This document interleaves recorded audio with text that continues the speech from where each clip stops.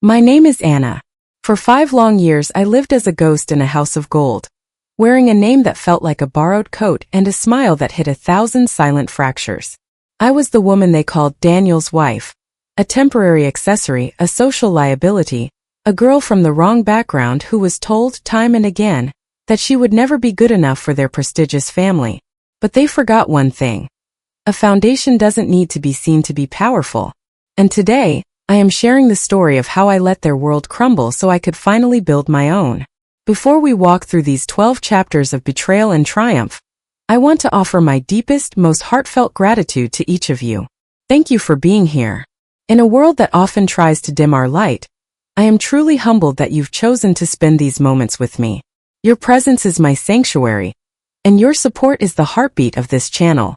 If my journey resonates with your soul, or if you've ever had to fight for your own seat at the table, I humbly invite you to subscribe to Queen's Revenge. Let this be a place where we remind each other that we are not the cages we were kept in. We are the sky that exists far above them. To those of you who have already joined our family and hit that subscribe button, may your lives be overflowing with abundance, may your pockets be filled with the wealth you deserve, and may your hearts always be heavy with nothing but pure, unshakable happiness. You are the reason I tell these stories. Now let us begin. This is how I reclaimed my name and my empire. The sun was too bright that Sunday, a glaring, unapologetic light that turned the manicured lawn of our estate into a sea of neon green. It was the kind of morning that felt brittle, like fine bone china held too tightly, beautiful to behold, yet singing with the vibration of an impending crack. We were seated on the terrace for brunch, a weekly ritual that Margaret insisted upon with the fervor of a religious ceremony. The air was thick with the scent of blooming jasmine and the sharp, acidic underlying note of expensive champagne. Every clink of a crystal flute against a porcelain saucer sounded like a tiny, elegant alarm bell. I sat there, the weight of the heavy sterling silver fork in my hand feeling like a physical anchor, a leaden manifestation of the years I had spent trying to ground myself in a family that treated me like a drifting vapor. Across the table my husband, Daniel, was laughing. It was a rich, easy sound, the sound of a man who had never known a day of true scarcity.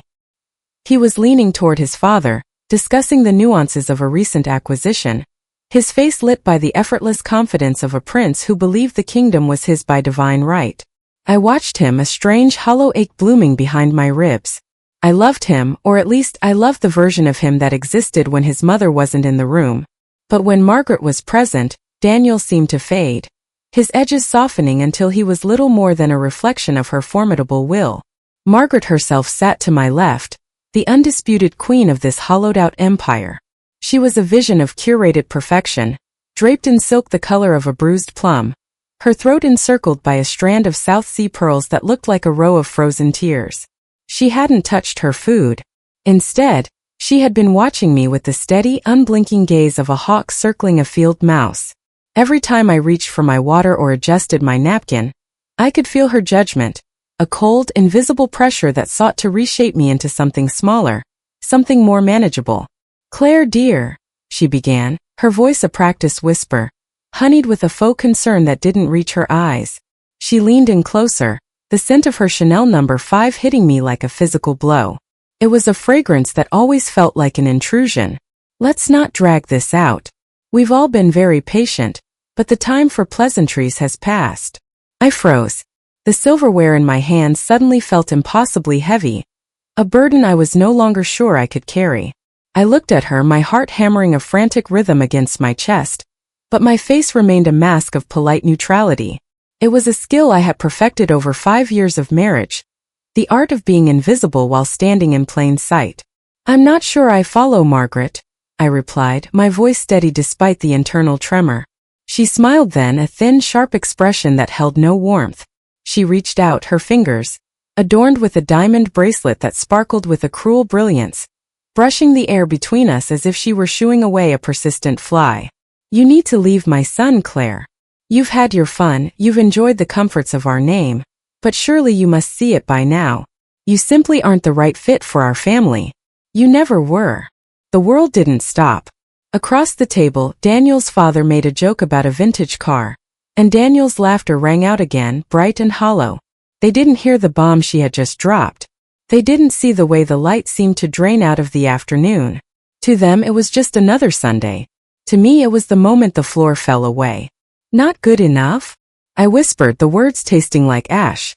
Margaret's eyes narrowed, the sweetness in her voice curdling into something sharp and acidic. Let's be honest, dear. You have no prestigious family name, no connections of any value, and your little business venture? It's cute really, but it's not exactly the kind of legacy the Sterling family aligns with. A woman like you only holds a man like Daniel back. He needs a partner who understands the weight of our position. Someone with the right background. The right class. The internal fracture was instantaneous. I felt something inside me snap. A clean, silent break that severed the last threads of my desire to belong. For years I had endured the subtle jabs at my upbringing, the veiled insults about my lack of sophistication, the way she always introduced me as Daniel's wife, never acknowledging the woman who had built a multi-million-dollar tech empire from a laptop in a studio apartment. I had played the part of the grateful waif, the lucky girl who had been plucked from obscurity by a handsome prince. I had allowed them to believe that the lifestyle we enjoyed, the mansion, the vacations, the security, was the result of Daniel's mediocre career in his father's shadow. I looked at Margaret, and for the first time I didn't see a formidable matriarch. I saw a terrified woman clinging to the wreckage of a dying era. Her words weren't a request. They were a surgical removal of my presence from the life I had built. She expected me to crumble. She expected the tears, the pleading, the desperate defense of my love for her son. She expected me to pack my bags and slink away into the shadows, grateful for the crumbs of time I had been allowed to spend in her presence. But as I sat there, the weight of the silver finally felt manageable. In fact, it felt light. Because in that moment of absolute betrayal, I realized the one thing Margaret had overlooked in her quest for total control. I didn't need their name. I owned the ground she was standing on. You understand, don't you? She pressed on, her condescending smile curling her lips. Daniel will remarry. We'll find someone more suitable. Someone who won't be a social liability. It's for the best, Claire. For everyone. I felt a smile tugging at the corners of my own mouth. It wasn't the smile of a woman defeated. It was a slow, terrifyingly calm expression, the kind of smile that should have made a woman as smart as Margaret very, very uneasy. I set the plates down with a precision that was almost surgical. The clink of the porcelain was final. I understand perfectly, Margaret, I said, my voice dropping to a silk-wrapped blade. I stood up slowly, smoothing the wrinkles of my dress. I didn't look at Daniel. I didn't look at his father. I kept my eyes locked on Margaret's, watching as the first flicker of confusion crossed her face. She had expected resistance. She hadn't prepared for my compliance. She had no idea that she had just signed the eviction notice for her own reality. She had no idea that the thriving business she dismissed as a project had quietly bought out her husband's largest creditors 6 months ago. She had no idea that this very house, the one she loved to parade her high society friends through, was registered to a holding company that I controlled entirely. I'll leave you to your brunch, I added, my tone light, almost airy. It's such a beautiful day. It would be a shame to waste it on something as tedious as a divorce. Without another word, I turned and walked away. I didn't look back at the table. I didn't look back at the man I had once thought was my partner. As I stepped off the terrace and back into the cool, quiet shadows of the house, I felt the phantom weight of the Sterling's expectations slide off my shoulders and shatter on the marble floor. The fracture was complete. I was no longer the girl who wasn't good enough. The hallway was cool, a stark contrast to the oppressive, gold-drenched heat of the terrace, but I paused at the threshold, my hand resting on the heavy mahogany doorframe. I turned my head just enough to see him one last time through the glass. Daniel. From this distance, framed by the climbing ivy and the architectural perfection of the stone arches, he looked like a portrait of the perfect husband. But the distortion of the antique glass stretched his features into something unrecognizable, a blurred smudge of a man. It was a fitting metaphor for the sudden violent clarity that had just descended upon me. I realized, with a chill that felt like a splash of glacial water against my spine, that the man sitting there was a stranger. He was a ghost inhabiting a body I used to press my own against in the dark, a hollow vessel for a life I no longer recognized as my own. Daniel laughed again, a rich, resonant sound that used to be my sanctuary, my signal that the world was right.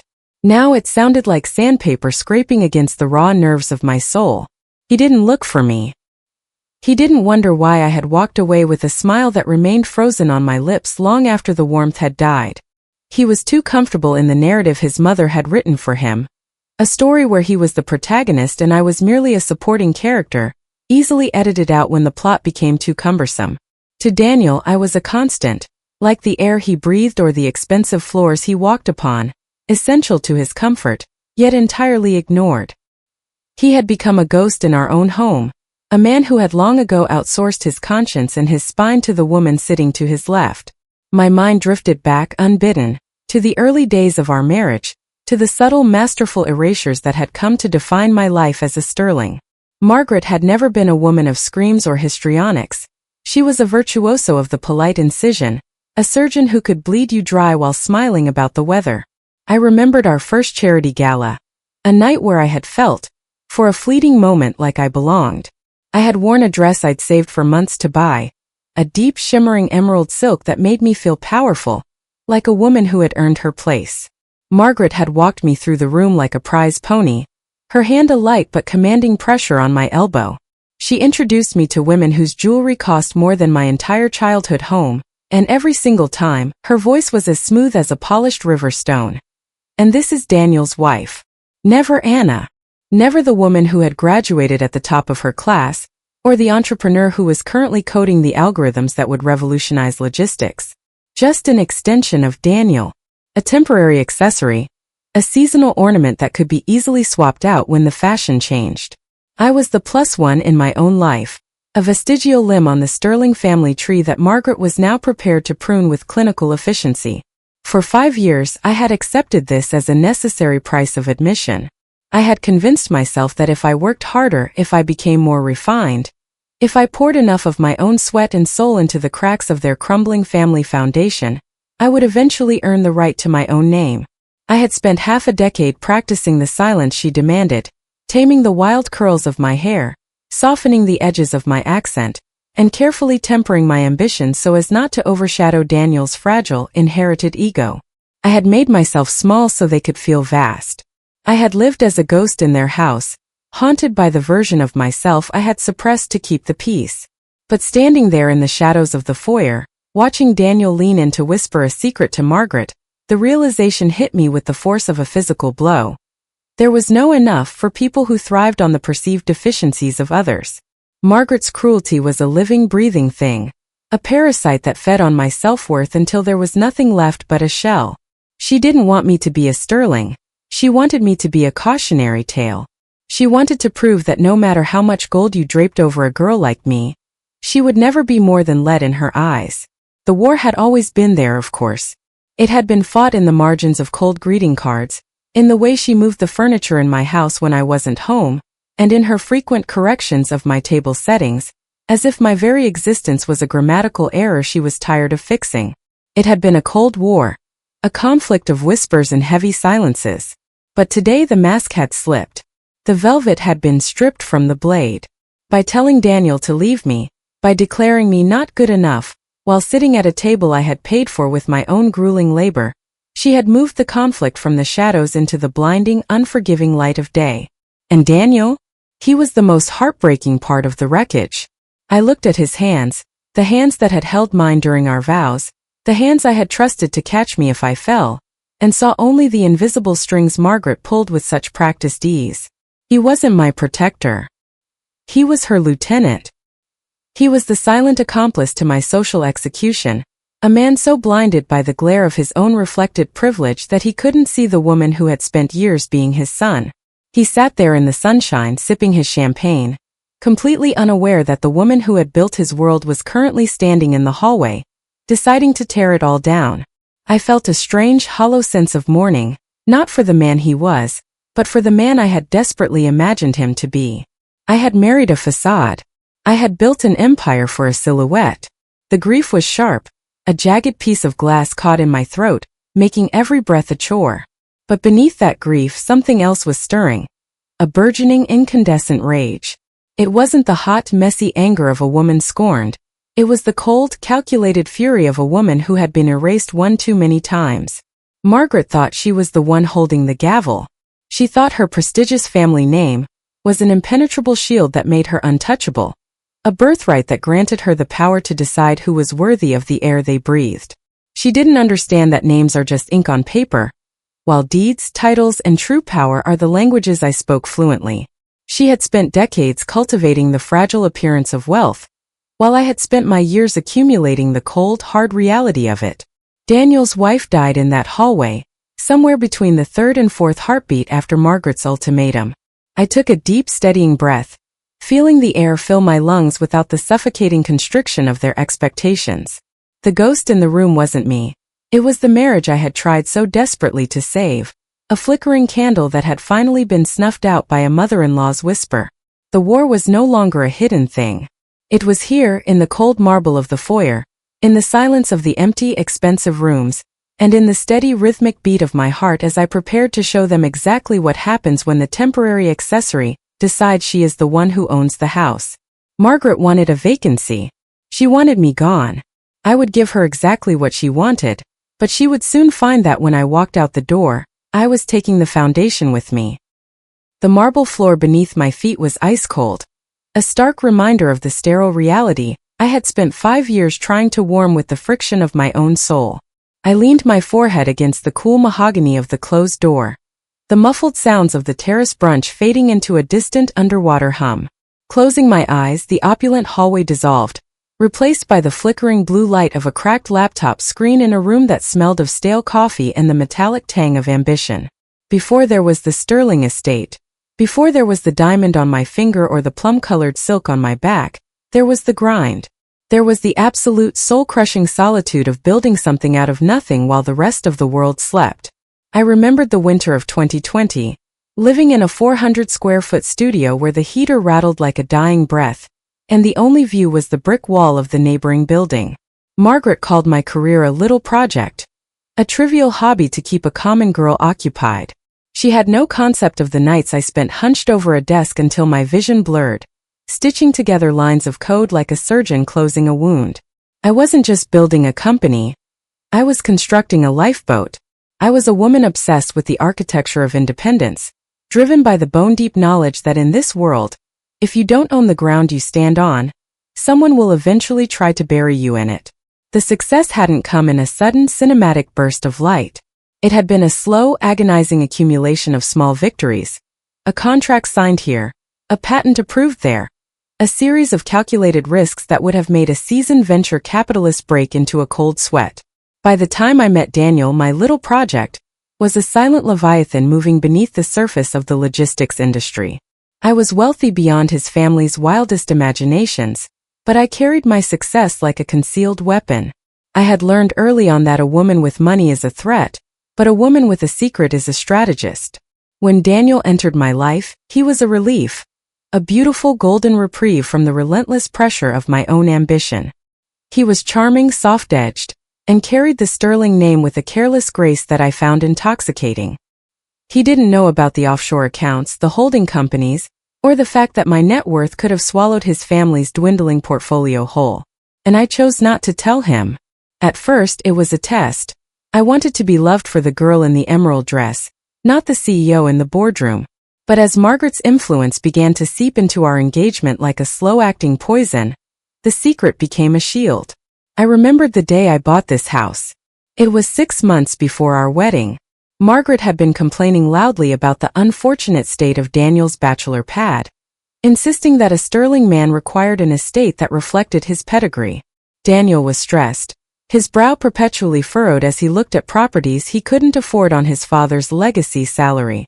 I watched him struggle, his pride bruised by his mother's constant reminders of his financial inadequacy. So I made a choice. It was a choice born of a misguided kind of love, a desire to protect the man I thought he was. I purchased the mansion through a shell company, a labyrinthine legal structure that ended in a single name mine. I then orchestrated a miraculous discovery of the property, allowing Daniel to believe he had secured a lease-to-own agreement through a distant business contact of his father's. I let him sign the papers.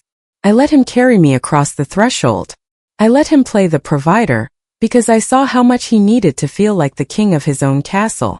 I had spent hundreds of thousands of dollars to soothe his ego, reinforcing the very walls that Margaret now thought she could use to shut me out.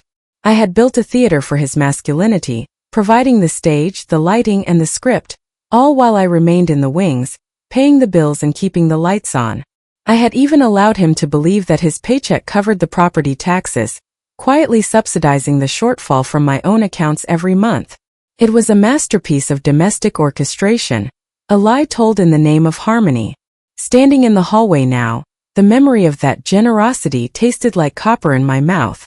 I looked at the intricate crown molding, the hand-carved banisters, and the floor-to-ceiling windows that looked out over the gardens Margaret treated like her private kingdom. This house wasn't just a building. It was a fortress. It was a limestone and marble monument to my own resilience, every stone laid with the sweat of my brow and the cold, hard currency of my intellect. But as the realization of Margaret's ultimatum sank in, the metaphor shifted, becoming sharper and more painful. I hadn't built a home. I had built a fortress for a man who wouldn't even defend the gates. I had spent years armoring a coward. I had handed the keys of my sanctuary to a man who was currently sitting on the terrace, nodding along as his mother planned my execution. I had given him the high ground, the thick walls, and the heavy artillery, only to find that when the enemy arrived, he was the one who had lowered the drawbridge. The irony was a jagged blade twisting in my gut. Margaret believed she was the one with the power to evict me. She believed that by pushing me out of Daniel's life, she was reclaiming sterling territory. She had no idea that the territory was a myth. She was a squatter in a palace built by the very woman she deemed not good enough. Every luxury she enjoyed, every social triumph she celebrated within these walls, was a gift from me. A gift she had just spat upon. I stepped away from the door, my spine straightening with a renewed lethal clarity. The time for soothing egos was over. The blueprint of the secret was no longer a plan for protection. It was a roadmap for a siege. If Daniel wanted to be the man his mother wanted him to be, a man who leaves his wife at the first sign of social pressure, then he could have the freedom he so desperately sought. But he would find that freedom is a very cold thing when you realize you don't even own the bed you're sleeping in. I began to walk toward the stairs, my heels clicking a steady rhythmic cadence against the marble. It was the sound of a countdown. Margaret wanted a war of classes, a battle of lineages and legacies. She wanted to play a Game of Thrones in a house made of cards. I would let her believe she was winning. I would let her enjoy the sunlight for one more afternoon. Because when the sun set, the blueprint would be revealed, and she would finally see the truth. The fortress she thought she controlled was merely a cage I had built to see if my husband was the man I hoped he was. He had failed the test. And now the gates were closing. The weeks that followed that initial Sunday were a masterclass in psychological demolition. If the terrace brunch had been the declaration of war, the subsequent days were the siege, a slow, agonizing grinding down of my presence within the very walls I had raised. Margaret didn't return to the house with a sledgehammer. She returned with an eyedropper, filled with a viscous, honey-colored poison that she began to drip-feed into my husband's ear. It was a subtle, insidious process, orchestrated with the clinical precision of a surgeon and the cold heart of an executioner. I became a ghost in my own hallways, a silent witness to the systematic assassination of my marriage, watching from the periphery as the man I loved was slowly replaced by a puppet of his mother's design. The dinner table became our primary theater of war. Night after night, the three of us would sit in the cavernous dining room, the candlelight flickering against the dark wood like dying stars. The air was always heavy, thick with the unsaid and the half-spoken. Margaret would preside over the meal with a terrifying predatory grace, her voice a low melodic murmur that seemed to vibrate in the crystal glassware. She never attacked me directly, that would have been too gauche, too obvious. Instead, she spoke in the language of we and ours, a linguistic exclusion that cast me as a permanent outsider. She spoke of our kind of people, our shared history, and the standards that a name like Sterling demands. Every time she used those words, she was laying another brick in the wall she was building between Daniel and me. I watched Daniel throughout these meals, my heart breaking in slow motion. At first, he would glance at me with a flicker of guilt, a silent apology for his mother's overbearing nature. But as the days bled into weeks, those glances became rarer, replaced by a glazed, distant look. Margaret's poison was working. She was rewriting his reality, convincing him that his loyalty to his blood was a noble sacrifice, while his loyalty to his wife was merely a youthful indiscretion. She would lean toward him, her hand resting on his forearm, the same forearm I used to sleep on, and whisper about the unfortunate burden of a partner who didn't understand the nuances of their social standing. She used the word background like a blunt instrument, and class like a refined blade, consistently suggesting that my very existence was a social liability he could no longer afford to carry. "It's not her fault, sweetheart," she would say, her voice dripping with a nauseating, feigned empathy that made my skin crawl. "One simply cannot learn certain things. They are in the marrow, in the heritage. A woman from a different world can only mimic our ways for so long before the strain begins to show. You can see it in her, can't you? The fatigue of trying to belong. And Daniel, my protector, my partner, my best friend, would do nothing. He wouldn't defend my intellect, my achievements, or the fact that I was the reason we were eating off that very china. He would simply take a sip of his wine, his eyes fixed on the centerpiece, and nod. A small, devastating movement that felt like a nail being driven into the coffin of our life together. It was a whispering gallery of betrayal. Every lie Margaret whispered at one end of the room echoed with terrifying clarity in the hollow spaces of Daniel's mind.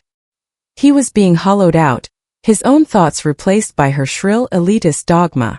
I was sitting 3 feet away, screaming in the silence of my own soul, yet to him I was becoming invisible. The agony of it was the passivity. I was a spectator to my own erasure. I would sit there, the taste of the expensive food turning to ash in my mouth, and realize that I was witnessing a murder. Not of a person but of a bond. Margaret was surgically extracting the us from Daniel, leaving only the him that she could control. She would recount stories of his ancestors, of the weight of the sterling legacy, of the right sort of woman who had once graced their family tree, women who were delicate, pedigree-rich vessels for male ambition, not self-made titans with their own agendas. She made my strength look like a flaw, my ambition look like greed, and my love look like an opportunistic grab for status. There were moments when the rage almost broke through my practiced composure. I wanted to stand up, to shatter the crystal, to scream the truth until the walls shook. I bought this house. I pay for your vacations. Your precious family name is a bankrupt shell that I am currently subsidizing. But I held my tongue. I knew that the moment I spoke, Margaret would use my outburst as final proof of my unrefined nature. She was baiting me, waiting for me to lose my cool so she could claim the moral high ground. So I stayed silent. I became the perfect, tragic figure she wanted me to be, all while I watched my husband's spine dissolve into the same expensive wine he drank to avoid looking at me. By the 3rd week, the erosion was complete. Daniel had stopped calling me from work. He had stopped touching my hair in the mornings. He had begun to use her vocabulary, mentioning propriety and long-term legacy, as if they were his own concerns. The man who had once promised to walk through fire for me was now afraid of a disapproving look from his mother. I realized then that the marriage hadn't just ended on the terrace. It was being buried here night after night, under a mountain of polite insults and cold aristocratic indifference. Margaret had successfully turned our home into a museum of my failures, and Daniel was the curator, walking through the exhibits with a heavy heart but a firm hand on the door. Sitting at the foot of the table, watching the candlelight dance in Margaret's triumphant eyes, I felt a strange, cold peace descend. The assassination was almost over. The Claire they thought they knew, the grateful, submissive girl who would crumble under the weight of their rejection, was indeed dead. But in her place, something far more dangerous was beginning to stir. Margaret thought she was clearing a path for a better version of her son's life. She didn't realize she was merely clearing the board so I could finally play my own hand. The whispering gallery was about to go silent, and in that silence, I would be the only one left speaking. I excused myself early that night, leaving them to their secrets and their champagne. As I walked up the stairs, the sound of their low, conspiratorial murmurs followed me like a haunting. I didn't cry. Tears are for the broken, and I was merely being refined by the fire. I went to my office, locked the door, and opened the blueprint of my empire. The marriage was dead, but the fortress was still mine. And very soon I would be the one deciding who was allowed to stay within its walls. The night was a shroud, heavy and humid, pressing against the floor-to-ceiling windows of the mansion like a physical weight. Inside, the air conditioning hummed with a clinical, detached efficiency, yet I felt as though I were suffocating. I stood in the darkened hallway, my bare feet sinking into the plush Persian rug, a rug I had imported from Isfahan 3 years ago, though Margaret likely believed it was a sterling heirloom passed down through generations of imaginary aristocrats. The house was silent, but it was the silence of a predator holding its breath. I had been heading toward the kitchen for a glass of water when the low, urgent murmur of voices drifted from the library. I stopped. My shadow stretched long and thin against the wainscoting, a dark needle pointing toward the source of my undoing. Through the heavy oak door, which was left slightly ajar, a rare slip in Margaret's usually impenetrable armor, I heard the clink of ice against crystal. Scotch. Daniel's preferred anesthetic. You've given her 5 years, Daniel. Margaret's voice slid through the crack in the door, as smooth and cold as a serpent's belly. 5 years of your youth, your prestige, and your name. Don't you think you've paid that particular debt of conscience in full? You've tried to make a silk purse out of a sow's ear, but even you must admit the fabric is tearing. I closed my eyes, leaning my shoulder against the wall. The wood felt cold, or perhaps it was just the blood retreating from my extremities. I waited for Daniel to speak, for the man who had promised to cherish me to stand up and demand respect for the woman who shared his bed. I waited for the roar of a lion, but what came back was the whimper of a boy. She's been a good wife, Mother, Daniel muttered, his voice thick with the lethargy of a man who had already surrendered. She's worked hard. She cares for this place. It's not as simple as just walking away. Oh, but it is, sweetheart, Margaret countered, her tone shifting to that terrifyingly maternal register she used when she was about to deliver a death sentence. It is the simplest thing in the world when you realize that she is a millstone around your neck. Look at you. You're stagnant. You're tethered to a woman who has no understanding of the heights you were meant to scale. You are a sterling. You belong in boardrooms and ballrooms where her very presence is a footnote that requires explanation. I felt a phantom sensation of a blade sliding between my ribs, but strangely it didn't hurt. The pain had become a dull, background hum over the last few weeks. What I felt now was a burgeoning, perverse sense of curiosity. I wanted to see how deep the betrayal went. I wanted to see the exact moment the man I loved traded my soul for his mother's approval. And what about the house? Daniel asked, and there it was, the core of his cowardice. The fear of losing the comfort, the status, the sheer physical opulence that he believed was his birthright. The life we've built here? If I leave her, it'll be a mess. The lawyers, the division of assets. I could lose half of everything. I almost laughed. I had to press my hand over my mouth to stifle the jagged, hysterical sound that threatened to erupt from my throat. Everything. He was worried about losing half of a kingdom that didn't even belong to him. He was calculating the cost of a divorce based on a ledger that was entirely fictional. That's the beauty of it, Daniel, Margaret said, her voice dropping to a conspiratorial whisper that echoed in the hallway like a curse. I've spoken to the family's legal counsel. If you file now, citing irreconcilable differences in her, let's call it incompatibility with the family's estate requirements, I will ensure the transition is seamless. I will handle the optics. And more importantly, Daniel, I will make sure you walk away with everything. The house, the investments, the accounts. She came with nothing, and she will leave with nothing. It's only fair, isn't it? This is sterling property. This is your legacy.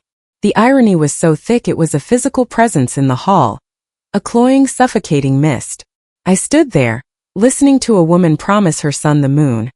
Unaware that the moon was a holographic projection I was currently powering. She was offering him my sweat, my brilliance, and my financial foresight as a reward for his betrayal. She was gifting him my fortress, believing she was the one who held the deed. Everything, Daniel repeated, the word hanging in the air like a lure. Everything, Margaret confirmed. You'll be free, Daniel.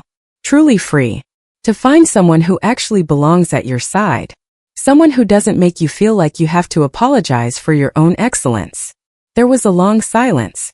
I could hear the rhythmic ticking of the grandfather clock at the end of the hall, each second a hammer blow against the effigy of our marriage. I held my breath, waiting for the final snap of the trap. Okay, Daniel said. It was just one word.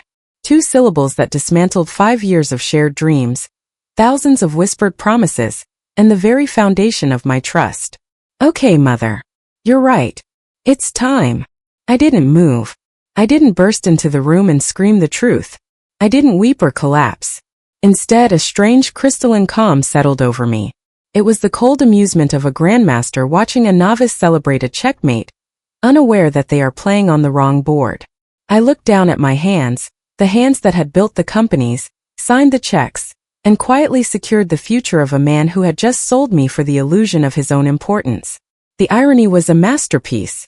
Margaret, in her infinite arrogance, had convinced Daniel to jump ship, believing she was saving him from a sinking vessel.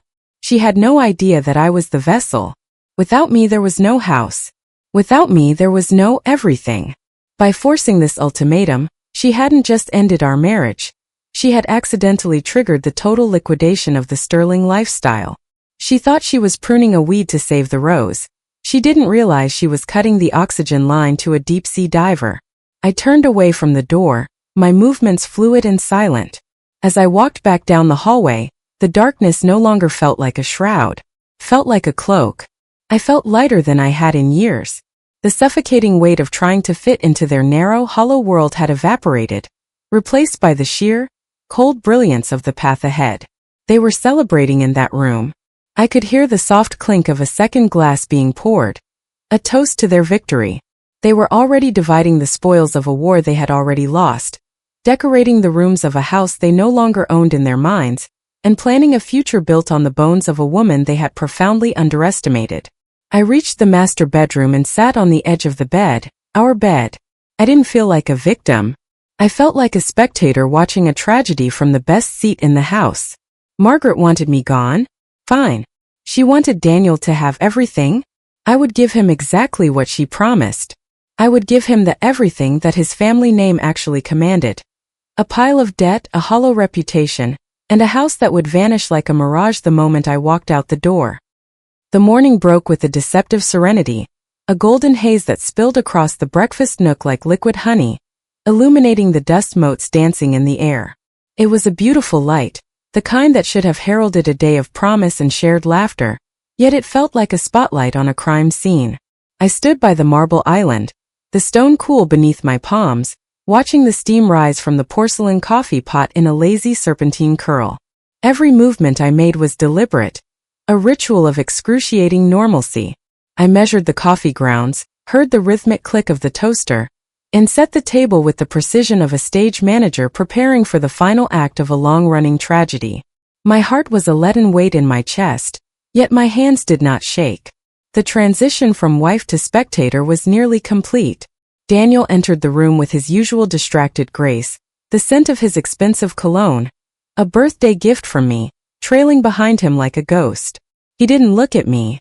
His eyes were already glued to the blue light of his smartphone, his thumb flicking rhythmically across the screen as he scrolled through emails and news feeds.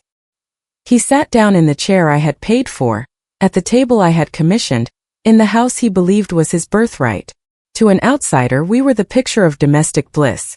A handsome, successful couple in their sun-drenched kitchen, beginning another day of their charmed lives. But to me, the silence between us was no longer a comfortable companion. It was a vast, unbridgeable canyon.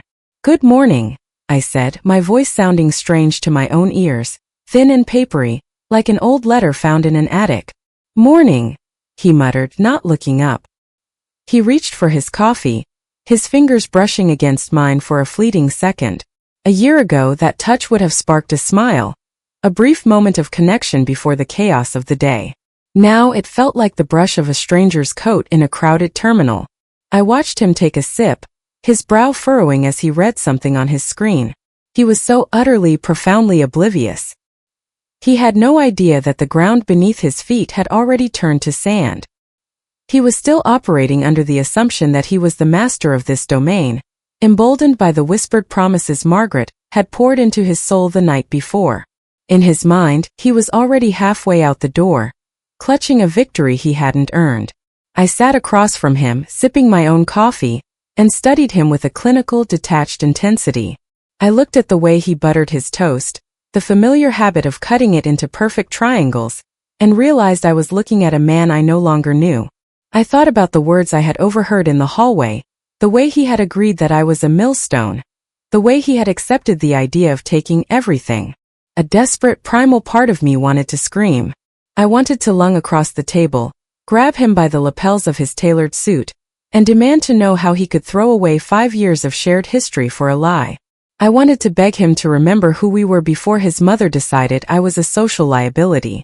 But as I watched him scroll, a cold, crystalline clarity settled over me, extinguishing the last embers of my desperation. I realized that to beg for his love would be an act of profound self-mutilation. To fight for a man who needed his mother's permission to value his wife was to admit that I was as small as they believed me to be. If I had to convince him of my worth, then I had already lost it. Love is not a negotiation, and loyalty is not a debt to be collected. I saw then that the man I had loved was a fabrication of my own making, a projection of the partner I deserved, draped over the hollow frame of the man sitting before me. Silence, I realized, would be my final and most potent weapon. There is a specific kind of power in silence, the kind that allows your enemy to build their own gallows while you watch from the shadows. If I spoke now, if I revealed the truth about the house, the business, and the bank accounts, he would pivot. He would retreat into a false contrition, fueled not by love, but by the terror of losing his lifestyle. He would stay not for me but for the upholstery, and I deserved more than to be the landlord of a coward's heart. By remaining silent, I was giving him the freedom to be exactly who he was. I was allowing him to complete his betrayal in the light of day, without the interference of my truth. "Are you okay?" he asked suddenly, glancing up for the first time. His eyes were narrowed, perhaps sensing the shift in the air, the way the atmosphere in the room had become heavy and pressurized. "You're very quiet today." I forced a small, enigmatic smile to my lips. It was a masterpiece of deception, a mask of serene compliance that hid the storm raging within. "I'm perfect, Daniel. Just enjoying the morning." He nodded, seemingly satisfied by the lie, and returned to his phone. He wanted me to be okay. It made his impending exit easier. If I wasn't falling apart, if I wasn't making a scene, then his conscience, what little was left of it, could remain untroubled. He wanted a clean break, a bloodless coup. He wanted to believe that our marriage was ending not because of his weakness, but because of some nebulous, inevitable incompatibility. I watched him eat, feeling a strange sense of pity for him. He was like a man celebrating a lottery win with a ticket that had expired years ago. Every clink of his spoon against the bowl felt like a countdown. I thought about the suitcases hidden in the back of the closet, the legal documents sitting in my lawyer's inbox, and the cold reality that would greet him when he returned this evening. He thought he was heading to work to secure his future. He didn't realize he was walking out of the only security he ever truly had. He thought Margaret was his savior, but she was merely the architect of his ruin, leading him by the hand toward a precipice he couldn't see. When he finally stood up to leave, he paused by my chair and leaned down to kiss my cheek. It was a perfunctory gesture, a habit of muscle memory rather than an expression of affection. His skin felt like marble, cold and unyielding. "I'll be home late," he said, avoiding my eyes. "Don't wait up." "I won't," I replied, and for the first time that morning, the words were entirely true. I watched him walk out the door, the sound of his footsteps echoing through the foyer until the heavy front door clicked shut with a finality that resonated in my very marrow. I remained at the table, surrounded by the debris of our last breakfast, the half-eaten toast, the dregs of the coffee, the morning paper he hadn't even bothered to unfold. The sun was higher now, the light sharper and less forgiving. The excruciating normalcy was over. The theater was dark, and the audience had left. I reached out and picked up his abandoned coffee cup, feeling the lingering warmth against my palm. In a few hours the phone calls would start. The confusion would turn to panic, and the panic would turn to the realization that the empire he thought he inherited was a ghost. But for now there was only the silence. I took a deep breath, feeling the air expand in my chest, free from the suffocating pressure of his presence. I wasn't just a wife who had been told she wasn't good enough.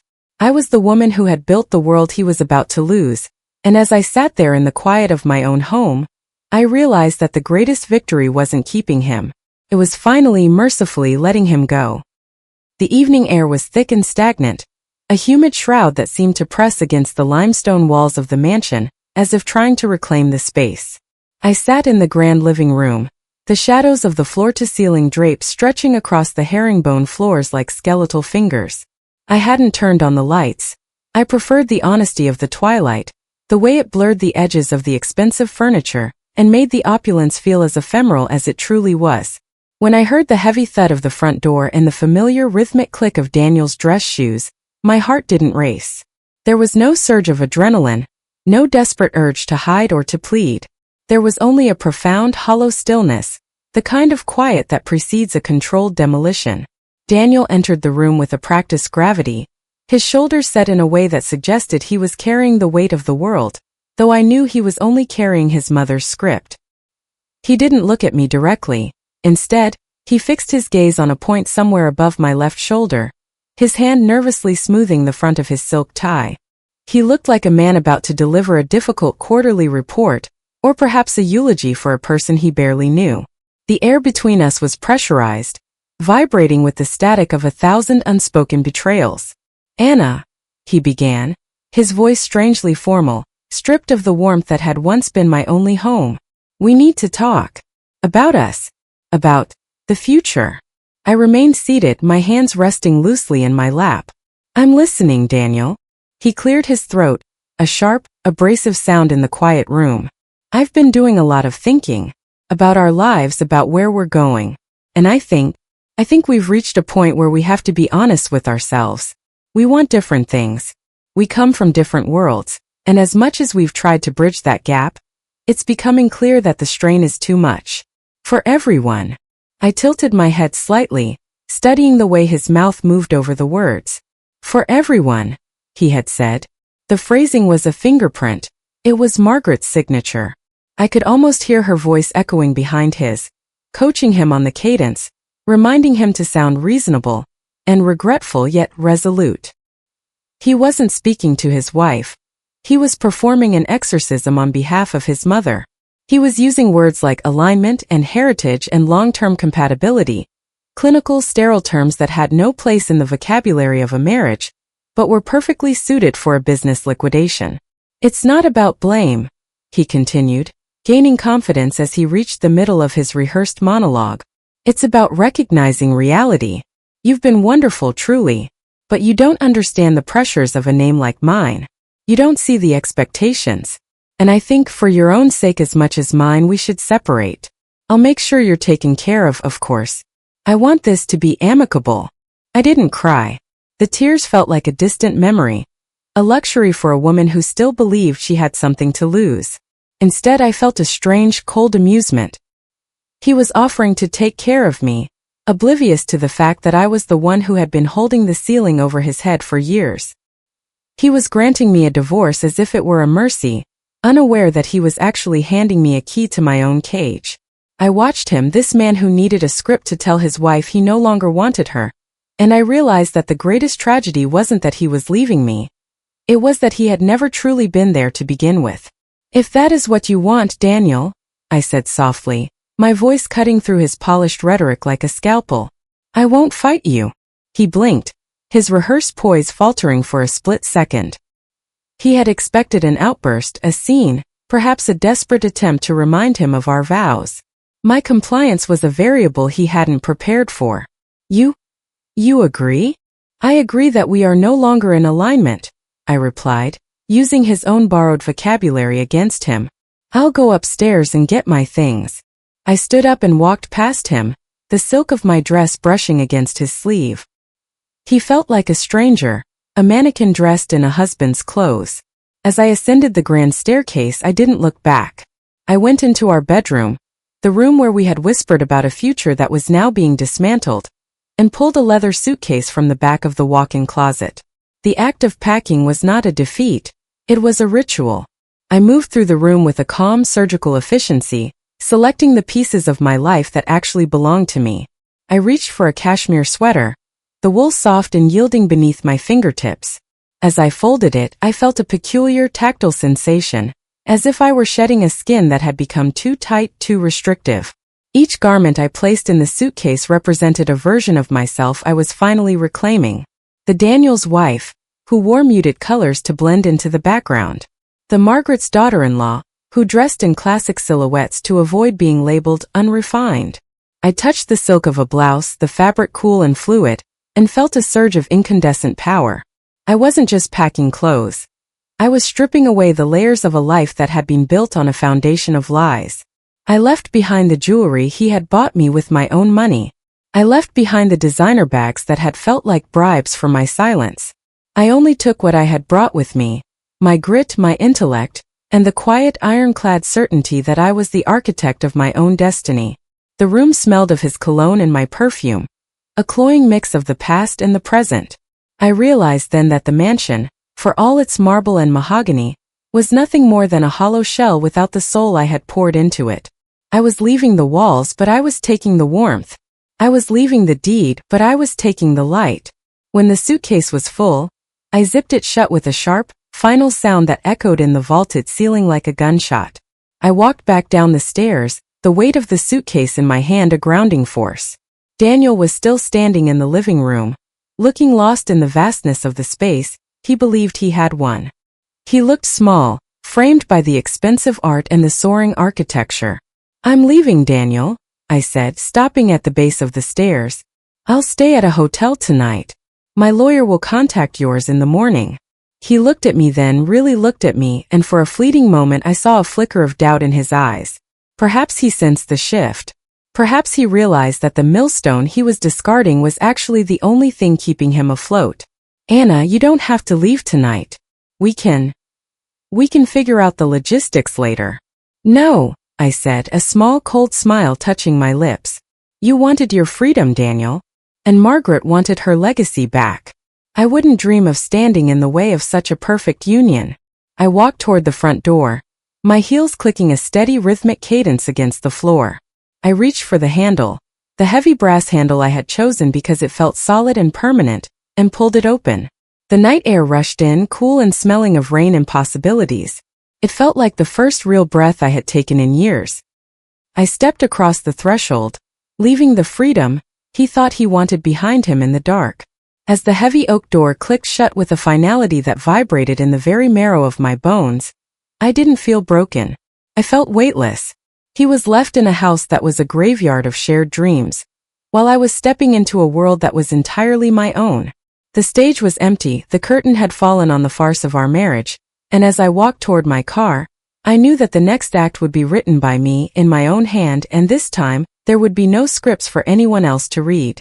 The city stretched out beneath me like a sprawling electric circuit board, a galaxy of amber and white lights pulsing with a frantic, unceasing energy.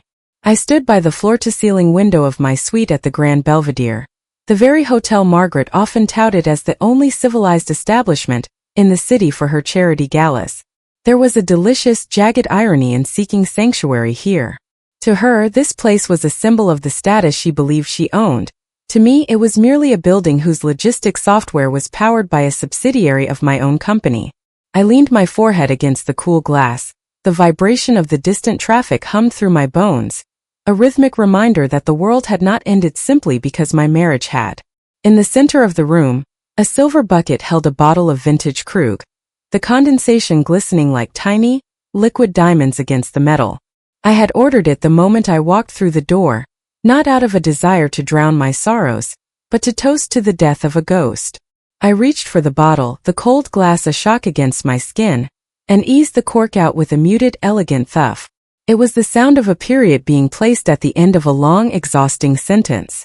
As the pale, effervescent liquid hissed into the flute, I felt a strange, hollow lightness, as if the gravity that had kept me pinned to the floor of the Sterling mansion had suddenly evaporated. I sat in the armchair, bathed in the soft blue glow of the moonlight and the distant city glare. For 5 years, silence had been my prison. It had been a heavy, suffocating thing, filled with the weight of unsaid truths and the pressure to conform.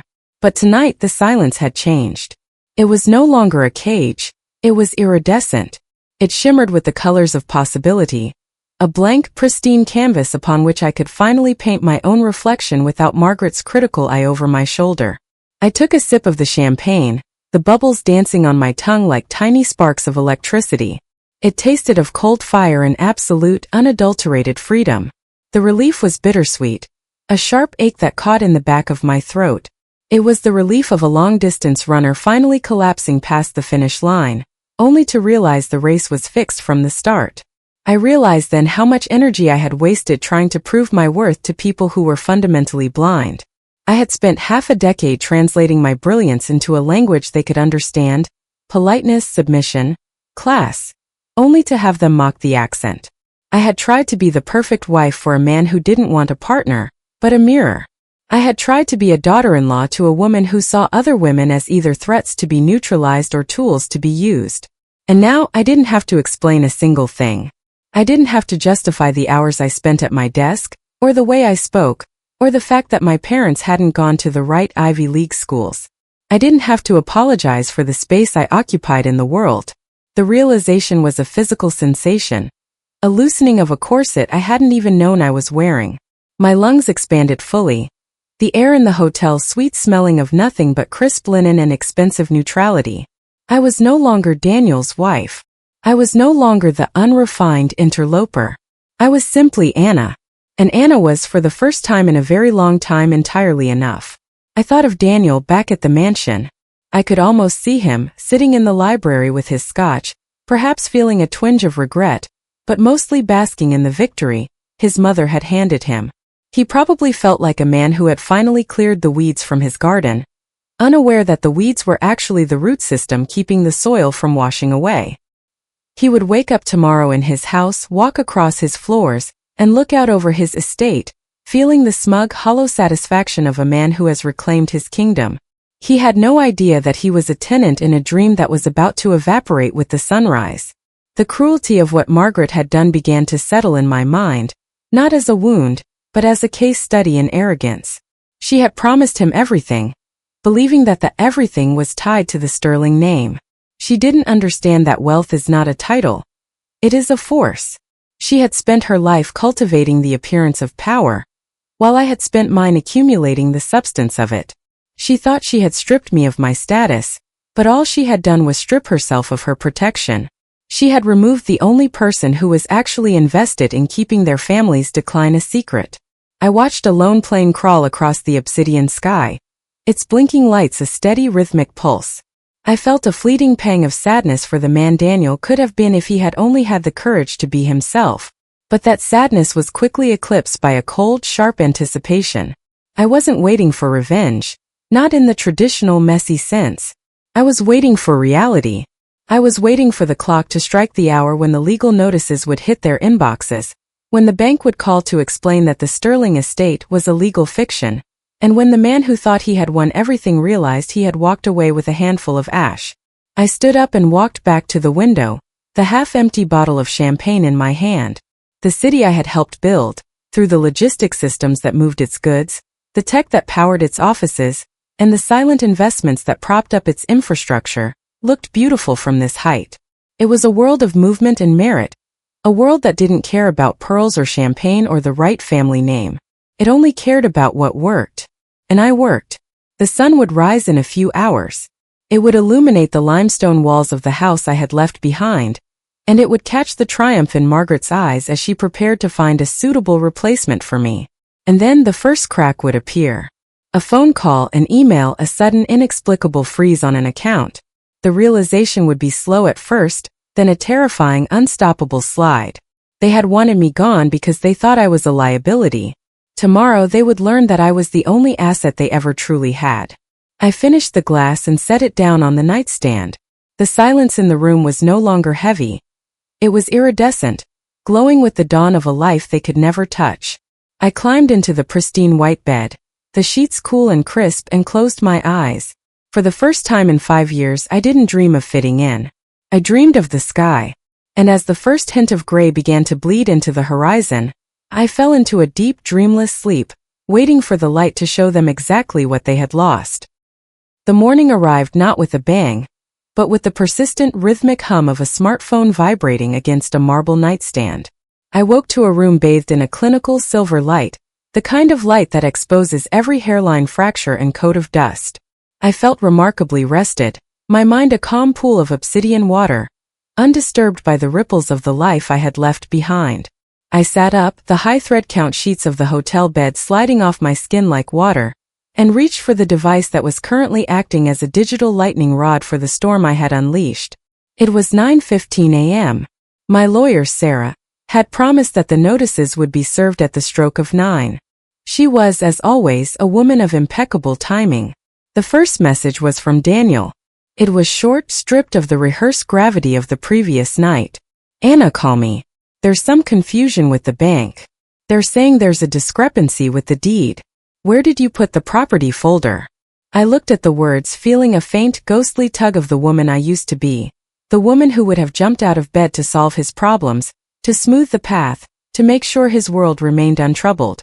But that woman had been surgically removed by Margaret's champagne-soaked ultimatum.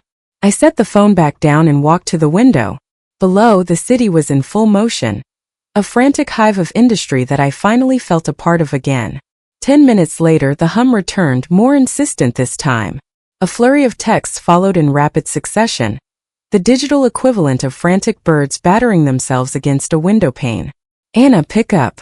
This isn't funny. Why is a representative from a holding company calling the house landline? Margaret is here. She's furious. She says the bank manager is being difficult about the equity line. What did you do? I watched the screen light up again and again, a silent cacophony of panic. I could almost see them in the sun-drenched breakfast nook where we had sat just 24 hours ago. I could see Margaret, her face flushed a blotchy, unrefined red, her manicured hands trembling as she clutched a cordless phone. I could see Daniel pacing the herringbone floors, his brow furrowed in genuine, terrified confusion. They were realizing for the first time in their lives that the air they breathed was not a birthright. It was a luxury provided by a woman they had deemed disposable. The Sterling family estate was a legal ghost, a chimerical masterpiece of corporate layering that I had spent years perfecting. To Margaret, the house was a monument to her ancestors, a physical manifestation of a lineage that stretched back to the founding of the city. To the law, it was property asset 402, owned by a subsidiary of a subsidiary, all of which bled back to a single private entity, me. I had allowed them to live in the myth. I had let them believe that Daniel's meager inheritance had been the seed money for this life, when in reality, his inheritance hadn't even covered the cost of the landscaping for the first fiscal year. I had subsidized their arrogance with the quiet, relentless growth of my own empire. Another vibration. This one was a voice note from Margaret. I played it, her voice high and shrill, stripped of its practiced aristocratic lilt. Listen to me, you ungrateful girl. I don't know what kind of clerical game you're playing with the bank, but you will rectify this immediately. This house has been in the Sterling orbit for generations in spirit, and if you think a few technicalities will change that, you are as delusional as you are common. Daniel is a Sterling. Do you hear me? You are nothing. I didn't feel the sting of her words. Instead, I felt a profound sense of pity for the sheer, towering height of her delusion. She was still clinging to the spirit of a legacy, while the literal ground was being sold out from under her feet. She was screaming at the tide, demanding it stop rising because she didn't approve of its lineage. The irony was a cold, sharp weight in my chest. She had wanted me gone because she thought I was a parasite draining her son's potential. Now she was discovering that I was the host, and without me, the parasite of their lifestyle had nothing to feed on. I ordered breakfast, black coffee, smoked salmon, and a single perfectly ripe peach. As I ate, I checked my emails. Sarah had sent a confirmation. The eviction notice for the commercial office space Daniel used for his consulting firm, another venture I had quietly funded, had also been served. By noon, the credit cards would be frozen. By evening, the luxury SUVs in the driveway would be flagged for repossession by the leasing company I controlled. I wasn't being cruel. I was simply withdrawing my presence. If I wasn't good enough for their family, then my money, my assets, and my protection weren't good enough for them either. The phone buzzed again. Daniel. Anna, please. The bank says the mortgage isn't in my name. They say it's never been in my name. They're talking about a termination of occupancy. What is happening? Where are you? Margaret is having a panic attack. We need to talk. I leaned back in the armchair, the sweetness of the peach a sharp contrast to the bitterness of the situation I had left behind. They were finally seeing the architecture of the House of Sand. They had spent years building a life on the belief that they were the masters of the manor, never realizing that the manor was a stage set, and I was the one who owned the theater. Every prestige vacation Margaret had bragged about, every valuable connection she claimed to have made, every classy renovation she had overseen, it had all been a performance funded by the little project she had mocked at every dinner party. I felt a strange, bittersweet relief. For years I had walked on eggshells, afraid that the revelation of my success would bruise Daniel's ego or incite Margaret's greed. I had played the part of the modest, lucky wife, carefully hiding the fire of my ambition beneath a cloak of submissive domesticity. I had stood on shaky ground for so long, trying to balance their fragile pride with my burgeoning power. But today the ground was solid. I was standing on the firm, unyielding bedrock of my own achievements, while they were sliding into the abyss they had dug for me. The text continued to pour in, a digital record of a world tilting on its axis. How could you do this? You manipulated us. We'll sue you for everything you have. I smiled at that last one. To sue me, they would need a retainer for a lawyer, and by 3 o'clock today, their liquid assets would consist of whatever cash Daniel had in his leather wallet and the loose change Margaret kept in her designer handbag. They had gambled their entire future on the assumption that I was weak, that my love for Daniel was a shackle they could use to lead me out the door while I left the keys behind. They hadn't realized that my love was a choice, and once that choice was revoked, the keys went with it. I stood up and walked to the full-length mirror, smoothing the lines of my silk robe. I looked at the woman reflected there, the woman with the wrong background and no prestigious family name. She looked powerful. She looked whole. She looked like someone who had just survived a shipwreck and found herself on an island she owned. I picked up the phone not to reply but to turn it off. The silence that followed was absolute, a shimmering iridescent peace that no amount of sterling vitriol could break. The sun was high now, shining brightly on the city I had helped build.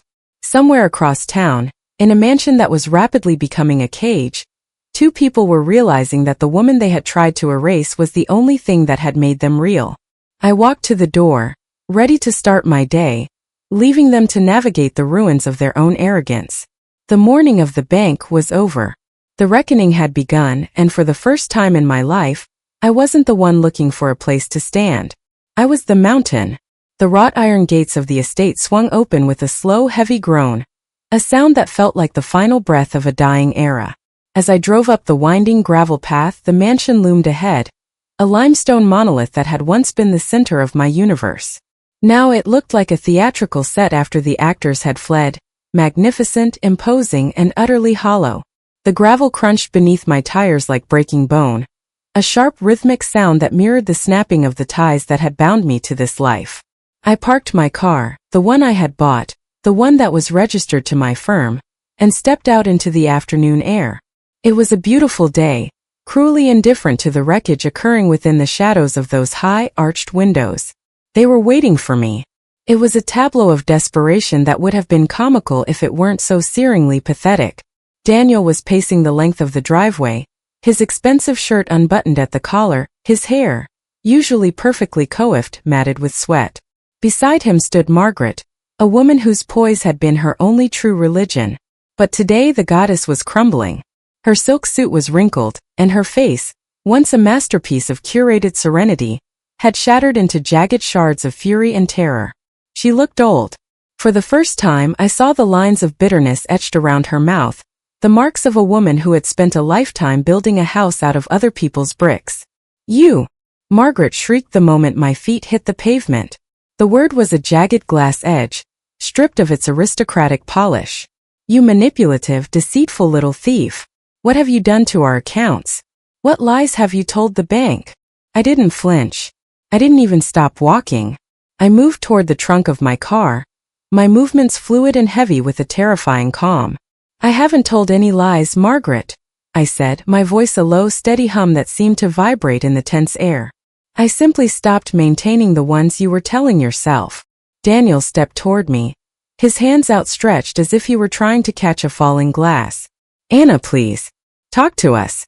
The bank manager. He said the house isn't mine. He said the holding company that owns the deed is under your sole control. He said there's no record of my name on any of the primary assets. There has to be a mistake. A paperwork error. Tell me you didn't do this. I stopped and looked at him. Truly looked at him. The man I had shared a bed with, the man I had subsidized, the man I had hoped would be my anchor. I felt a surge of profound, heart-wrenching pity. He looked like a child who had just been told the floor was lava, and he realized he was barefoot. There is no mistake, Daniel, I said softly. The house was never yours. The investments weren't yours. Even the sterling name you carry so proudly has been floating on a life raft of my capital for the last 3 fiscal years. You were living in a gallery I curated for you. I just finally turned off the lights. You tricked him, Margaret hissed, stepping into my space, the scent of her expensive perfume now soured by the sweat of panic. You worked your way into this family. You mimicked our ways, and you waited like a spider to steal what belonged to us. My son signed papers he didn't understand because he trusted you. You are a common criminal. I reached into my bag and pulled out a slender leather-bound folder. Inside was the document that had been the silent, ironclad guardian of my survival. I handed it to Daniel. It was the prenuptial agreement, the one his father's lawyers had laughed at 5 years ago because they thought I was the one with nothing to protect. Read the 3rd page, Daniel, I instructed. The section on solely acquired assets. The section you signed in front of 3 witnesses and a notary while your mother was busy picking out the floral arrangements for the wedding. Daniel's hand shook as he took the folder. I watched his eyes move across the text, watched the color drain from his face until he was the color of unbaked dough. He reached the bottom of the page where his signature sat, bold, confident, and utterly damning. You knew, he whispered, his voice cracking. You knew all along that everything we had, everything I thought was ours, was just yours. I knew, I replied, and the honesty of it felt like a physical weight being lifted. And so did you if you had bothered to care. But you were too busy basking in the comfort I provided. You were too busy letting your mother tell you that you were a king to notice that you hadn't built a single wall of your own kingdom. You wanted the prestige, Daniel. You wanted the luxury. And you were more than happy to let me be the background that paid for it all, as long as it didn't bruise your ego. Margaret snatched the folder from him, her eyes frantically scanning the legalese. This can't be valid. This is a sham. We will fight this in every court in the country. With what money, Margaret? I asked, and the question hung in the air like a guillotine blade. The accounts are frozen because they are tied to my firm. The credit cards are canceled because they were extensions of my credit. The lawyer you intend to hire will require a retainer that you currently cannot afford. You wanted me out of your family because I wasn't good enough. You wanted Daniel to have everything. Well, here it is. This is everything a sterling actually owns without me. I walked past them to the front door, my key sliding into the lock one last time. I went inside and gathered the small box of personal items I had left behind, the journals, the old photographs of my parents, the few things that were truly mine. When I walked back out, they were still standing there, a broken tableau in the middle of the driveway. Daniel looked up at me, his eyes wet and wide with a sudden, devastating realization. Why, Anna? If you loved me, why would you do this? Why would you trick me into believing I was the one providing for us? I stopped at the edge of the steps, the box in my arms. I looked down at him, and for a moment, the ghost of the woman who loved him flickered in my chest before vanishing into the light. I didn't trick you, Daniel, I said, my voice clear and cutting through the silence of the afternoon. I just didn't stop you from underestimating me. You and your mother were so convinced that I was small, so certain that I was a temporary accessory, that you never bothered to look at the woman standing right in front of you. You wanted a wife who was a ghost. You wanted a partner who was an ornament. And I let you believe it because I wanted to see if your love was stronger than your arrogance. I stepped down the last stair, moving toward my car. The power dynamic hadn't just shifted, it had inverted. I was the one with the keys. I was the one with the future. They were merely the occupants of a house that was no longer a home. You're leaving us with nothing, Margaret whispered, her voice finally breaking. No, Margaret, I said, opening my car door. I'm leaving you with exactly what you told me I was worth. I'm leaving you with your heritage, your name, and your background. I hope they keep you warm tonight, because this house will be listed for sale on Monday morning. You have until sunset tomorrow to vacate my property. I got into the car and started the engine. As I backed out of the driveway, I didn't look in the rearview mirror. I didn't need to. I knew exactly what was behind me. A crumbling facade and two people who had gambled their lives on the belief that a woman's worth is something that can be given or taken away by a family name. The air in the car was cool, smelling of nothing but the road ahead. I drove through the gates, and as they clicked shut behind me, the sound wasn't a groan this time. It was a lock sliding into place. I was free not because I had taken revenge, but because I had finally stopped trying to fit my ocean of a life into their thimble of a world. The war was over, and as the sun began to set over the skyline I had helped build, I realized that the only person I ever needed to be good enough for was the woman currently behind the wheel. Failure, I've discovered, is rarely a sudden collapse. It is a slow structural fatigue, a series of hairline fractures that go unnoticed until the entire weight of a life finally finds the weakest point and pushes. From my glass-walled office in the heart of the financial district, I watched the sterling architecture disintegrate with the detached precision of a seismologist monitoring a distant tremor. I didn't have to lift a finger. I simply had to stop providing the scaffolding. For years, I had been the invisible foundation, the quiet engineer who reinforced the crumbling beams of Daniel's competence and Margaret's social relevance.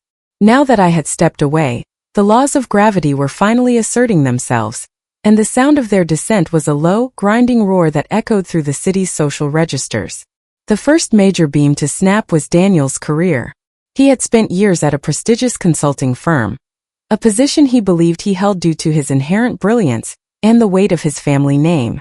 He never knew that his father's legacy was a debt-ridden ghost, or that I had spent months quietly steering contracts toward his firm through my own holding companies to ensure he remained indispensable. Without my invisible hand guiding the market in his favor, Daniel was suddenly a man standing alone on a stage without a script. His performance, which had always been mediocre, was now exposed as catastrophic. The killing blow, however, didn't come from a spreadsheet. It came from Margaret. In her infinite, desperate delusion, she believed she could still play the role of the kingmaker. When she heard whispers that Daniel was under performance review, she didn't advise him to work harder. She did what she had always done. She attempted to exert authority she no longer possessed.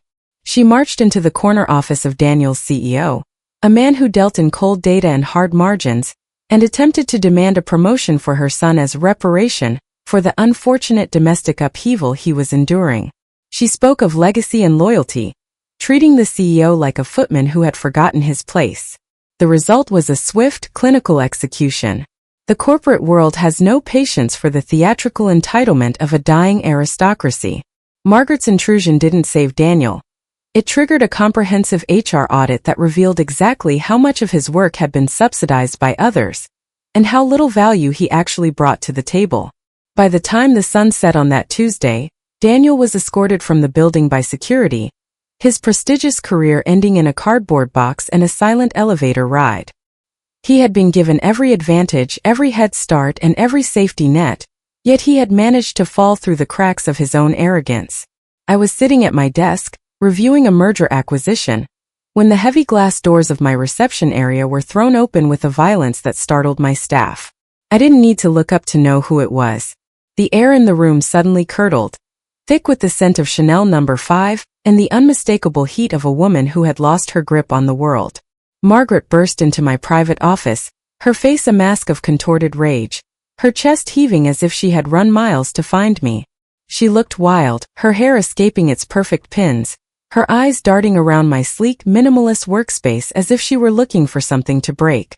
"You monster!" she spat, slamming her designer handbag onto my desk with a sound like a gunshot. "You cold, calculating snake! You've ruined him. You've taken everything.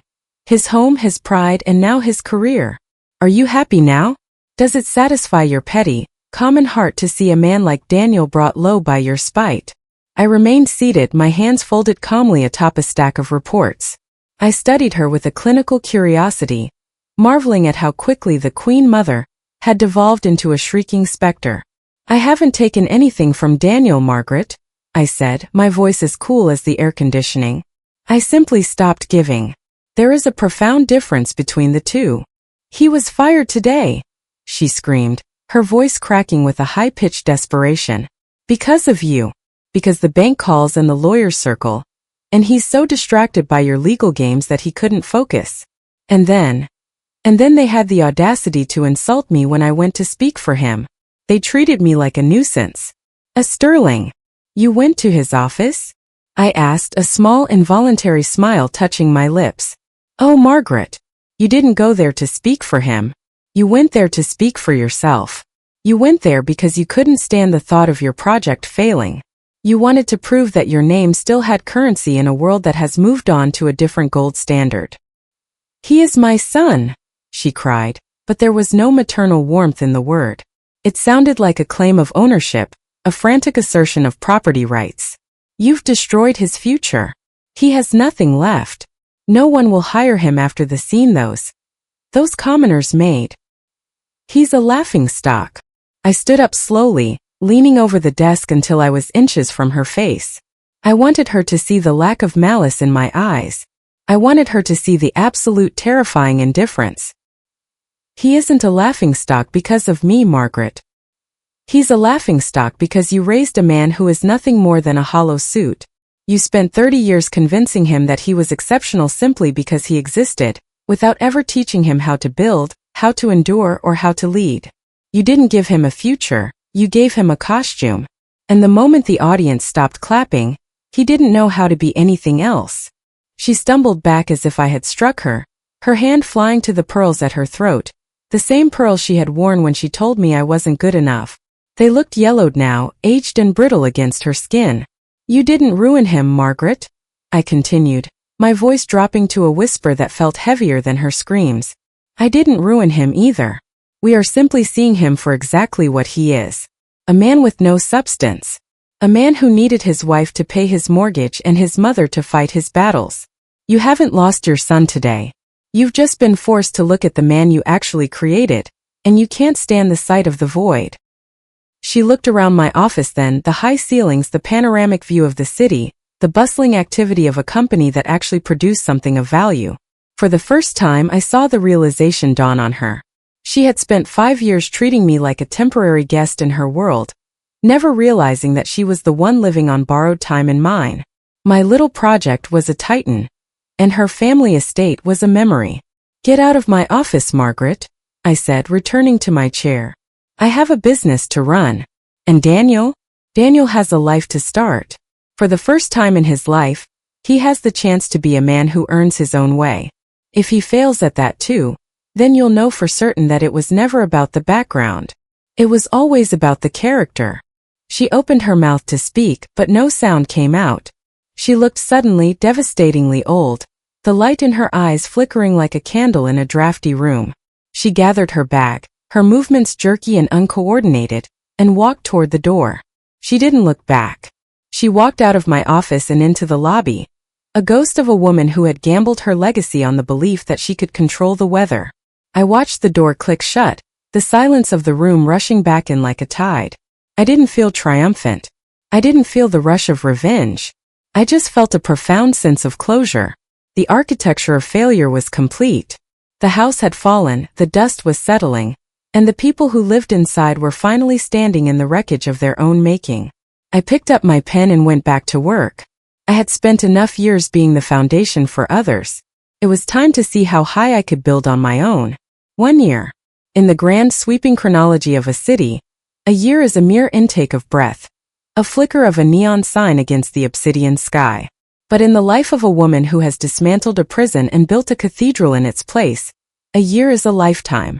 I stood in the center of my flagship boutique, a space of glass, light, and architectural grace that bore only one name on the lease: mine. The air here didn't smell of Margaret's cloying Chanel, or the stagnant dust of a fading legacy. It smelled of fresh eucalyptus, expensive Italian leather, and the crisp, clean scent of a future that had been earned through fire. The boutique was a sanctuary of minimalist luxury, a physical manifestation of my little project that had scaled into an empire. Light flooded the room through floor-to-ceiling windows, reflecting off the polished white marble, and making the gold-threaded garments on the racks glow like captured sunbeams.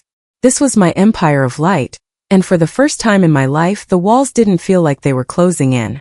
I adjusted a silk scarf on a mannequin, my fingers steady and sure. The silence of the boutique was a symphony compared to the suffocating quiet of the Sterling mansion. Back then, silence was a weapon used to erase me. Now it was a choice, a space where my own thoughts could finally breathe. I looked at my reflection in the mirrored wall, a woman with a sharp, tailored silhouette and eyes that no longer searched the room for approval. I was no longer a +1, a temporary accessory, or a social liability. I was the architect. I was the engine. I was whole. The bell at the door chimed.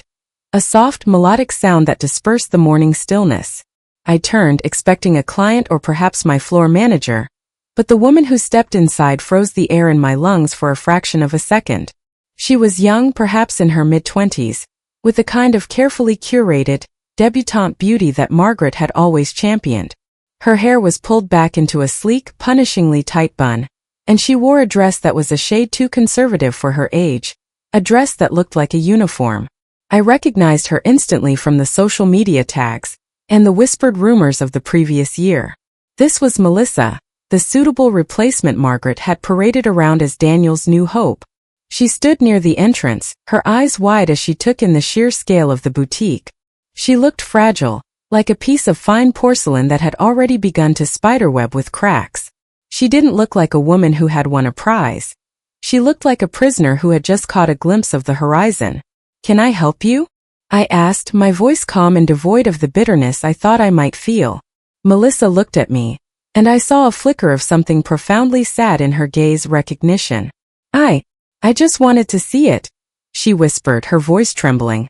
I wanted to see the woman she couldn't break.